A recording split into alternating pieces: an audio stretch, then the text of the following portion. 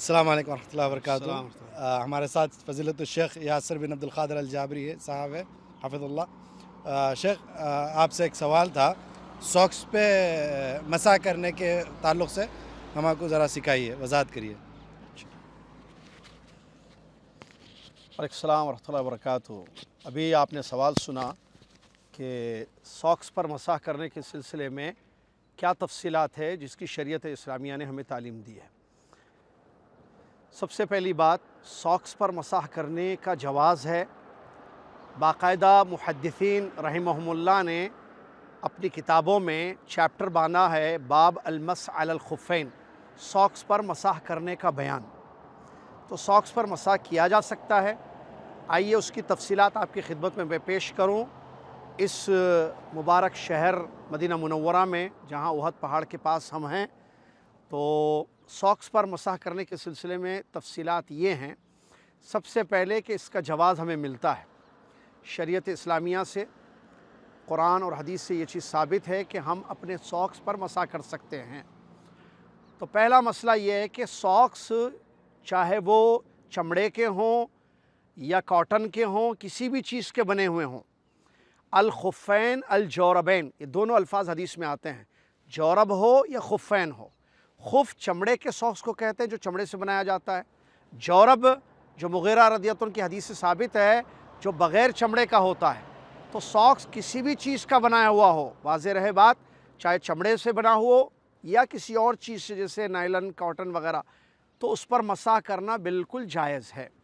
इसके लिए सबसे पहली शर्त ये है कि हम जब सॉक्स पहने हुए हैं या सॉक्स पहन रहे हैं, उस वक्त हम वज़ू की हालत में हों। यानी वज़ू में पैर धोए गए, उसके बाद हमने सॉक्स पहना, या बावज़ू हम थे, उसके बाद हमने पैरों में सॉक्स पहना, बाद में हमारा वज़ू टूट गया, हमको वज़ू करने की ज़रूरत पेश आई, तो हम बिल्कुल उस पर मसाह कर सकते हैं। इसकी दलील नबी सल्लल्लाहु अलैहि वसल्लम की हदीस है कि मुग़ीरा रदियल्लाहु अन्हु फरमाते हैं कि मैं एक मरतबा नबी सल्लल्लाहु अलैहि वसल्लम का वज़ू का पानी लेकर गया, आप सल्लल्लाहु अलैहि वसल्लम को पानी डाल रहा था, वज़ू कर रहे थे, तो नबी अलैहिस्सलातु वस्सलाम सॉक्स पहने हुए थे।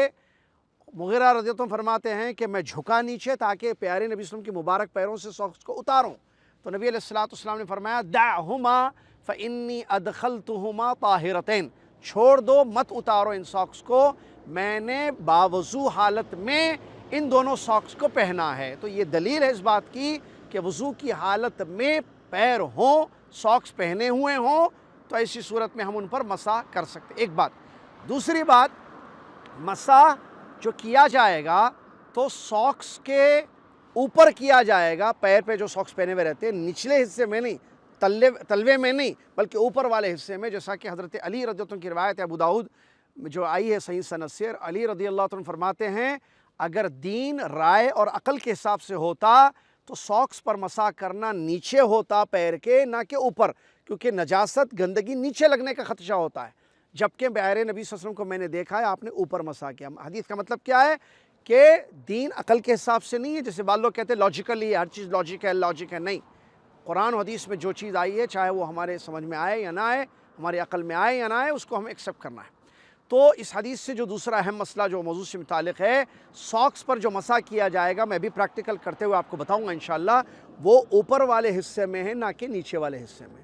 और उसका तरीक़ा क्या होगा, जब हम वज़ू कर रहे हैं तो हमने वज़ू किया, अब पैर धोने की जहाँ बारी आती है, हमारे पास सॉक्स हैं, हम सॉक्स पहने हुए हैं और वज़ू की हालत में हमने पहना है, तो हम ऊपर वाले हिस्से में दाएँ हाथ या बाएँ हाथ से एक मरतबा मसाह करेंगे दाएं पैर को, एक मरतबा बाएं पैर को, या दाएं पैर के ऊपर वाले सॉक्स को एक मरतबा, बाएं पैर वाले, लेफ़्ट पैर वाले सॉक्स को एक मरतबा ऊपर मसाह करेंगे।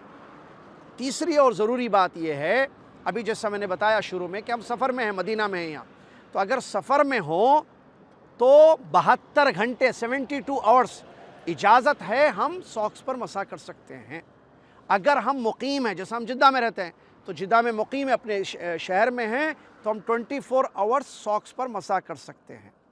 अब यहाँ एक सवाल पैदा होता है कि ये जो 72 घंटे मुसाफिर के लिए इजाज़त है, मुक़ीम के लिए 24 आवर्स 24 घंटे की इजाज़त है, इसकी काउंटिंग कैसे होगी? तो इस सिलसिले में याद रखिए कि सबसे पहला मसाह जब हम करेंगे, टाइम वहाँ से हम काउंट करेंगे।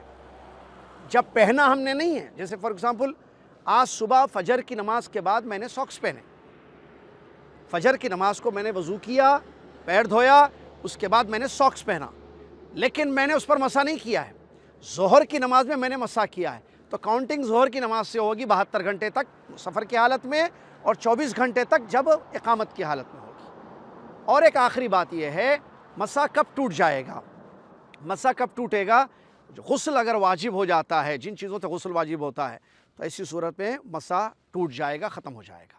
اسی طریقے سے اگر ٹائم لیمٹ ختم ہو جائے تو بھی مسح ٹوٹ جائے گا۔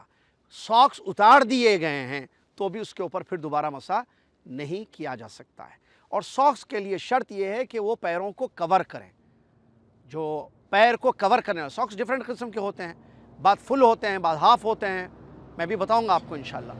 تو ساکس ایسے ہوں جو کور کریں پیر کو، ایسے نہیں کہ آدھا پیر، جیسے آج کل نئے ساکس آ رہے ہیں، آدھا پیر کور ہو رہا ہے آدھا نہیں ہو رہا ہے، تو یہ پیر کور نہیں کر رہا ہے، تو اسی صورت پہ اس پر مسح نہیں کیا جائے گا، اس کا ذہن میں رکھیں۔ آئیے میں پریکٹیکل آپ کو کر کے بتاؤں گا۔ یہ جو میں نے ساکس پہنے ہوئے ہیں دیکھیے، اس پر مسح کیسے کیا جائے گا۔ یہ ساکس ہے، سائل ادھر آ جائیں، یہ ساکس پر مسح کیسے کی؟ دیکھیے یہ ساکس ہے، یہ فل ساکس نہیں ہے، یہاں تک ہے، یہ ہڈی جو ہے کور ہو رہی ہے، اس کا مطلب پیر میرا کور ہو رہا ہے، تو میں اس پر جو مسح کروں گا ایسے کروں گا، پھر یہ ساکس پر مسح کرنے کا طریقہ ہے۔ ایک مرتبہ اوپر ایسے دائیں، ایک مرتبہ بائیں اوپر ایسے، بس۔ اس کے بعد ایک آخری ضروری چیز جو عام طور پر ایک سوال یا شبہ رہتا ہے لوگوں کے دل میں کہ بھئی آپ کو کیا تکلیف ہو رہی ہے، آپ مسح کر رہے ہیں، کیا آپ ساکس اتار کر پیر نہیں دھو سکتے ہیں، دوبارہ نہیں پہن سکتے ہیں ٹشو وغیرہ سے پوچھ کر؟ تو یہاں پر مسئلہ بتا دوں، یہ جو شریعت کی طرف سے اجازت ہے، یہ رخصت ہے اللہ تبارک و تعالیٰ کی طرف سے، یہ کسی مشقت کے لیے شرط نہیں ہے، تکلیف ہو نہ ہو یہ اس کے لیے کوئی شرط نہیں ہے۔ اگر آپ نے ساکس وضو کی حالت میں پہنے ہیں تو آپ مسافر ہیں تو 72 گھنٹے تک، اور اگر مقیم ہیں تو 24 گھنٹے تک آپ مسح کر سکتے ہیں۔